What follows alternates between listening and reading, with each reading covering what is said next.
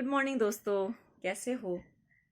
जो लोग 55 या 60 को क्रॉस कर गए हैं उनसे मैं कुछ बातें शेयर करना चाहती हूँ। कि हम लोगों को अब लौटने की तैयारी कर लेनी चाहिए। तो एक कहानी है, एक बहुत ही प्रसिद्ध लेखक हुए हैं टॉल्स्टॉय। उनकी कहानी का शीर्षक था कि लौटना कभी आसान नहीं होता। तो एक व्यक्ति होता है जो बहुत ज़्यादा निर्धन था और उसे रोजी रोटी कमाने के लिए भी उसके पास धन नहीं था। तो एक दिन वो राजा के पास आया और गिड़गिड़ाने लगा और विनती करने लगा कि राजा मेरी मदद कीजिए, मैं बहुत गरीब हूँ। तो राजा ने पूछा कि तुम्हें किस तरह की मदद की ज़रूरत है। तो वो व्यक्ति बोला, मुझे एक छोटा सा भूखंड दे दो जिससे मैं अपनी रोजी रोटी कमा सकूं। तो राजा ने बोला, इतनी सी बात है, कोई बात नहीं, तुम ऐसे करो, कल सुबह सूर्य उदय होने से के बाद मेरे पास आ जाओ और तुम चलना शुरू करना। जितना तुम चलते जाओगे वो सारी जमीन जो है वो तुम्हारी होती जाएगी, मगर मेरी एक शर्त है कि सूर्य अस्त होने से पहले पहले तुम्हें उसी जगह पर लौटना है जहां पे तुम चलना शुरू करोगे। तो वो व्यक्ति जो था वो बहुत खुश हो गया कि इतनी सी बात, मतलब मुझे चलना ही है और सारी जमीन मेरी हो जाएगी। तो वो बड़ा खुश हुआ, अपने घर चला गया और रात भर उसको नींद नहीं आई कि कब सुबह हो और मैं जाऊं राजा के पास। तो जैसे ही सुबह हुई और सूर्य उदय हुआ और वो अपने सुबह के कार्यों से निवृत्त होकर राजा के पास पहुंचा और पूछने लगा कि मुझे कहाँ से चलना है। तो राजा ने कहा कि यहीं से शुरू कर दो। और उसने चलना शुरू कर दिया। चलना क्या, वो मतलब दौड़ने लगा, क्योंकि उसको लालसा पड़ी हुई थी कि मैं जितनी ज़्यादा ज़मीन आज इकट्ठी कर लूँगा तो मैं तो बहुत बड़ा धनवान बन जाऊँगा। तो दौड़ता गया दौड़ता गया दौड़ता गया और सूरज जो था वो अपनी चरम सीमा पर था। उसे भूख भी लग रही थी, प्यास भी लग रही थी, थकान भी हो रही थी, मगर उसको एक लस्ट लगी हुई थी, एक लालच पड़ा हुआ था कि कम समय में मैं ज्यादा से ज्यादा कैसे जमीन इकट्ठी कर लूं। मगर जैसे उसको थकान आने लगी तो उसको दिमाग में आया कि राजा ने मुझे कहा था कि सूर्यास्त होने से पहले पहले मुझे उसी जगह पर लौटना है। तो जब उसने देखा कि सूरज जो था वो पश्चिम की तरफ ढलने लगा था, फिर वो मुड़ा और फिर जितनी उसके अंदर पोटेंशियल थी, जितनी उसमें सामर्थ्य थी भागने की, वो भागने लगा उस डेस्टिनेशन पे पहुंचने के लिए। मगर समय कम था और उसने लौटने का जो निर्णय लिया उसमें उसने देरी कर दी। मगर वो बहुत भागा, मगर वो इतना थक के चूर हो चुका था कि वो एक जगह पर धड़ाम से गिर पड़ा। और जैसे ही दोस्तों वो गिरा, उसकी मृत्यु हो गई। राजा ये सब कुछ अपनी आंखों से देख रहा था। वो अपने सहकर्मियों के साथ उसके पास पहुंचा जहां पे वो मरा पड़ा था। और राजा के मुंह से इतने ही शब्द निकले कि ये व्यक्ति नाहक ही पूरा दिन भागता रहा, मगर इसे खाली 2 गज जमीन जो थी चाहिए थी। तो दोस्तों वो लौटा जरूर, मगर वो ऐसी जगह लौट गया जहां से लौट के कभी कोई नहीं आया। हम लोग भी इसी बोट पे सवार हैं। हम भी, हमें मालूम है कि हमें लौटना है, मगर हम होर्डिंग में लगे हुए हैं। हम बिना मतलब की चीजों के पीछे भागे हुए हैं अंधाधुंध और इकट्ठा करे जा रहे हैं। और मालूम है कि हम खाली हाथ आए और हमें खाली हाथ ही जाना है, मगर सबर नहीं है। लालसा इतनी ज्यादा है, इच्छाएं इतनी बढ़ाई हुई हैं कि जिसका कोई अंत ही नहीं है। क्योंकि दोस्तों आवश्यकताएं तो पूरी की जा सकती हैं, मगर इच्छाओं का तो कोई अंत नहीं है, वो तो घड़ी घड़ी बदलती हैं। तो अब हमें भी लौटने की तैयारी कर लेनी चाहिए, क्योंकि लौटना तो है, ये तो सबको ही मालूम है। वैसे तो आजकल लौटने की कोई उम्र नहीं रह गई है, मगर फिर भी जो अधेड़ उम्र में हम जैसे लोग पहुंच जाते हैं तो शॉर्ट हो जाता है कि हम हमें लौटना ही है। तो दोस्तों लौटने की तैयारी कैसे करनी है, हमें 3 चीजें अपने माइंड में क्लियर कर लेनी चाहिए कि हम कहाँ से आए हैं और हमें जाना कहाँ है और हम खड़े कहाँ हैं। क्योंकि दोस्तों हम कहीं भी जाते हैं तो सबसे पहले हम ये सोचते हैं कि डिस्टेंस कितना है और हम कैसे जाएंगे और हम खड़े कहाँ हैं। तो हम कहाँ जाते हैं, पहले मैप देखते हैं कि हम कहाँ खड़े हैं और हमारी जहाँ पे हमने जाना वहाँ पे दूरी कितनी है, समय कितना है। तो ये सारी चीज़ें हमें नोट करके रखनी चाहिए। जब हमें दिमाग में ये चीज़ें रहें कि हमें लौटना है तो शायद हमारी जो लस्ट है वो कम हो जाए, लालसा जो है हमारी वो चीज़ें इकट्ठे करने की, संसार में रमने की, मोह माया के जाल में फंसने की शायद कम हो जाए। मगर दोस्तों ये नहीं है कि हमें नीरस बन जाना चाहिए, उत्साहहीन बनना चाहिए, नहीं। हमें सबसे पहले प्रायोरिटी पे जो चीज़ें रखनी चाहिए वो सोचना चाहिए। तो सबसे पहले हमें अपनी हेल्थ को प्रायोरिटी पे रखना चाहिए, क्योंकि जवानी तो निकल जाती है मगर ये जो उम्र आती है ढलाव की, तो अगर हेल्थ साथ नहीं देती है तो जिंदगी जो है वो बोझ बन जाती है।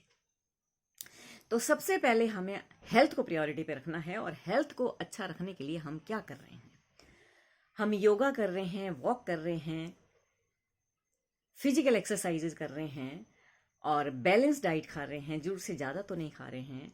और अगर कोई हमारे को बीमारी लग भी गई है तो आपको डॉक्टर के पास जाना चाहिए, अपना चेकअप कराना चाहिए और अगर मेडिसिन खानी पड़े तो खा लेनी चाहिए, क्योंकि ज़िंदगी को अच्छी तरह से जीने के लिए ये सारी चीज़ें ज़रूरी हैं। और सबसे बड़ी बात है कि हमारा दिमाग जो है वो एक्टिव रहना चाहिए, हमारी याददाश्त ठीक रहनी चाहिए।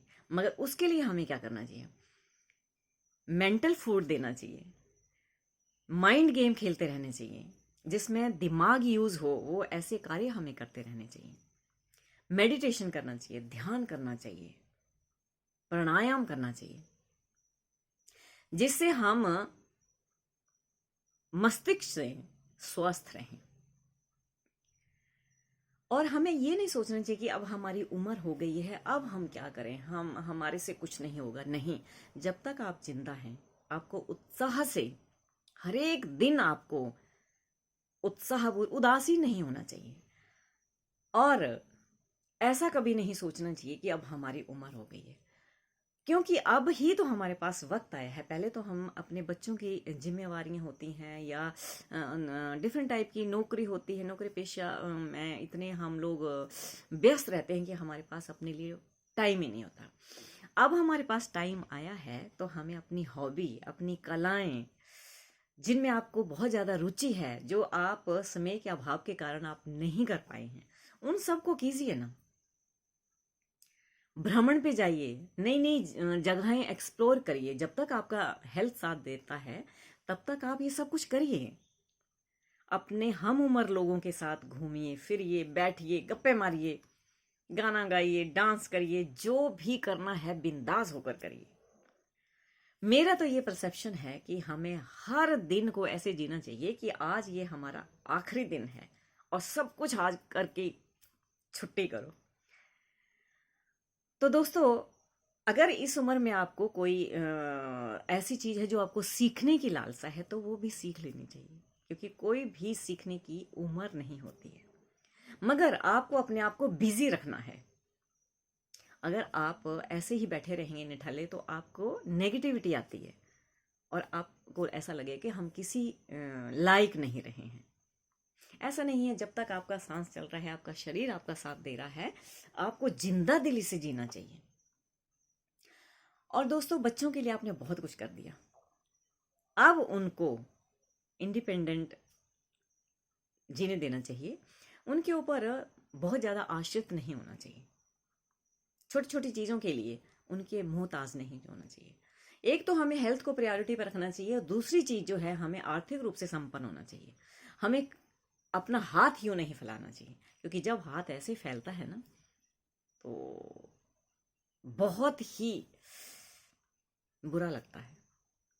तो इसलिए अपनी आवश्यकताओं को पूरा करने के लिए आपके पास धन होना बहुत जरूरी है, क्योंकि आवश्यकताएं तो जब तक आप जियोगे तब तक रहेंगी। तो आर्थिक रूप से आपको संपन्न रहना, जीते जी अपना सब कुछ न्यौछावर नहीं कर देना चाहिए। तीसरी बात, अध्यात्म की तरफ भी आपका ध्यान होना चाहिए। सत्संग हो, अच्छी अच्छी बुक्स पढ़ने को हो, बहुत सारी बुक्स हैं। मैं कहती हूँ कि 7 जन्म भी हम लोग ले लें तो इतना ज्ञान भरा पड़ा है दुनिया में, आप उसको हासिल नहीं कर सकते हैं। तो किसी चीज में भी अपना दिल लगाइए, चाहे वो आध्यात्मिक में बौद्धिक रूप से आपको संपन्न होना चाहिए। फिर समाज के लिए, अगर आपके पास वक्त है तो आप समाज के लिए दीजिए। बड़े जो बूढ़े हैं, निर्धन हैं, या बच्चे हैं, बीमार हैं, उनको अपना समय दीजिए।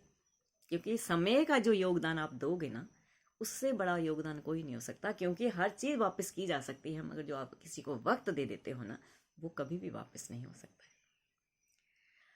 तो दोस्तों, बच्चों के लिए उनकी मदद कीजिए, मगर अपना सब कुछ झोंक कर उनकी मदद करने की जरूरत नहीं है। क्योंकि अब वो सबल हैं, अब उनको तुम्हारी जरूरत नहीं है। वो अपनी लाइफ अपने स्टाइल से जीना चाहते हैं। क्योंकि जनरेशन गैप तो है, तो उनको उनके हाल पे छोड़ो और अपनी लाइफ जियो। और सबसे बड़ी बात, प्रसन्नचित रहो। और हमारा मनोबल जो है ना, वो डिगना नहीं चाहिए। तो दोस्तों, लौटना तो हमें है, मगर जब हम इस संसार को छोड़ें या इस देह को छोड़ें, तो हमें कोई भी पश्चाताप नहीं होना चाहिए कि अरे समय रहते हम ये कर लेते। जीते जी जो भी आपने करना है वो कर डालिए। हाँ, ऐसा कार्य मत करिए जिससे दूसरों को दुख पहुंचे। ऐसे काम आपको नहीं करने हैं। जब हमें मालूम होता है ना कि हमें लौटना है, तो मुझे ऐसे लगता है कि हम ना बुरे काम नहीं करते हैं। क्योंकि हमें मालूम है नहीं किस लिए करेंगे। तो आगे लौटने के लिए हमारा आगे वाला जो रास्ता है वो भी अच्छा हो, इसके लिए हमें पुण्य के काम करने चाहिए। मैं ये नहीं कहती कि पूरा दिन आप माला ही जपते रहो और पूजा पाठ ही करते रहो, नहीं। हर चीज को लिमिट से करिए। ईश्वर का ध्यान करिए, ईश्वर की आराधना करिए, उपासना करिए, पर सब कुछ करिए जो आपको अच्छा लगता है। तो दोस्तों, नमस्कार।